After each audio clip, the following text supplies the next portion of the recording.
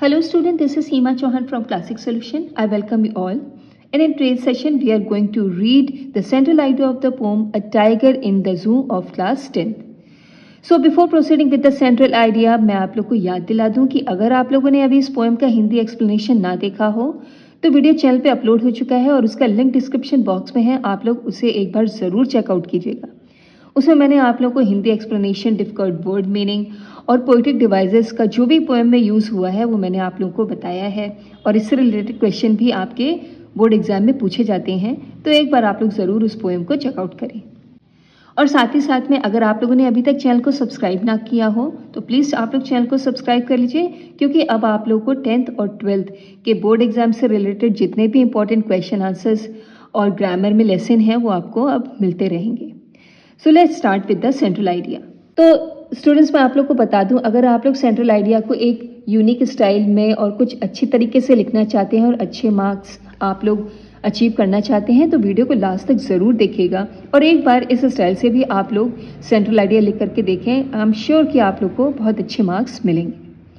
तो सबसे पहले इंट्रोडक्शन लिखते हैं। इंट्रोडक्शन में क्या लिखेंगे? पोइट का नाम, पोएम का नाम और उसकी राइमिंग स्कीम वगैरह क्या है, कुछ एक इम्पॉर्टेंट चीज़ें जो लिखी जाती हैं वो मैं आप लोग को इसमें बता रही हूँ। The poem A Tiger in the Zoo, composed by Leslie Norris, shows contrast a tiger in the zoo as a prisoner with the tiger in its natural habitat. तो हम लोग सबसे पहले इस तरह से लिखेंगे कि ये जो पोएम है और पोएम का नाम लिखेंगे a tiger in the zoo, और इसे किसे कंपोज किया है ये भी लिखेंगे, लेस्ले नॉरिस ने कंपोज किया है। और स्पेलिंग्स का पूरा ध्यान देंगे, अगर इस पे स्पेलिंग्स आपकी गलत हो गई तो आपके मार्क्स कट जाएंगे।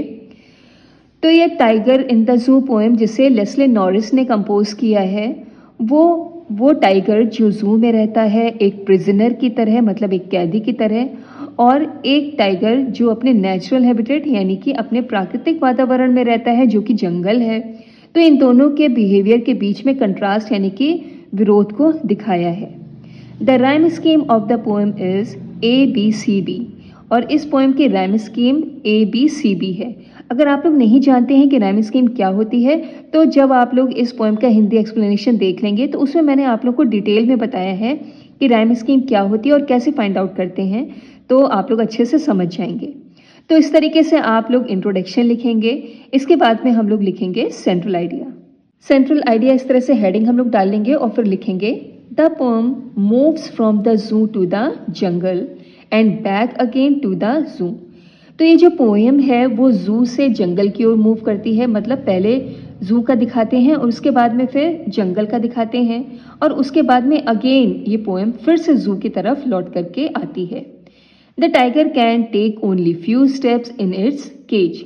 अब टाइगर जो है वो अपने केज में यानी कि अपने पिंजड़े में जिसमें वो कैद है उसमें केवल फ्यू स्टेप्स ही ले सकता है, मतलब वो कुछ ही कदम चल सकता है। ऑन द अदर हैंड, जबकि दूसरी ओर, it can move freely in the forest and hunt at its will.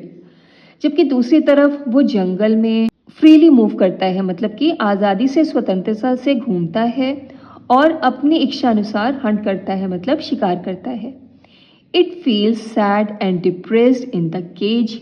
अब वो केज के अंदर जो है बहुत ही दुखी और डिप्रेस यानी कि अपने आप को बहुत निराश महसूस करता है।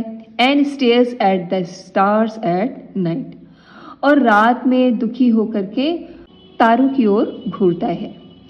फिर इसके बाद में जो कुछ इंपॉर्टेंट चीज़ है, जो कोई मैसेज मिल रहा है या कुछ कोटेशन जो है वो आप लोग इस तरह से ब्लैक पेन से लिख करके उसे अंडरलाइन कर सकते हैं।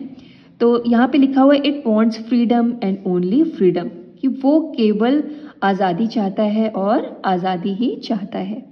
तो इस तरीके से आप लोग सेंट्रल आइडिया एक बार आप लोग बोर्ड एग्जाम में लिख करके देखें। बहुत ही ईजी लैंग्वेज में मैंने आप लोग को ये सिखाने की कोशिश की है। So with this we have come to the end of this session. I hope आप लोग को सेंट्रल आइडिया बहुत अच्छे से समझ में आया होगा। If you have any doubt, any query, do write in the comment section. So with this is Seema Chauhan signing off. Till then we meet next. चलिए मिलते हैं नेक्स्ट वीडियो में जहाँ पे हम लोग इसी पोएम के इंपॉर्टेंट क्वेश्चन आंसर को डिस्कस करेंगे। So thank you so much for watching my video.